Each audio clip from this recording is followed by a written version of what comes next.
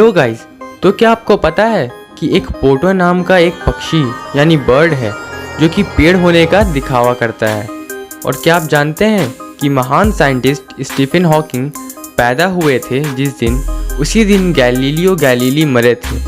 और Stephen Hawking उसी दिन मरे जिस दिन आइंस्टीन मरे थे। That's weird. और क्या आप जानते हैं कि ऑक्टोपस एक लौता ऐसा जीव है जिसमें 3 दिल होते हैं, 9 दिमाग होते हैं और उसका ब्लड ब्लू कलर का होता है। तो गाइस, उम्मीद करता हूँ ये वीडियो आपको बहुत पसंद आई होगा। तो please like, subscribe and share कर दीजिएगा। मिलते हैं अगली वीडियो में।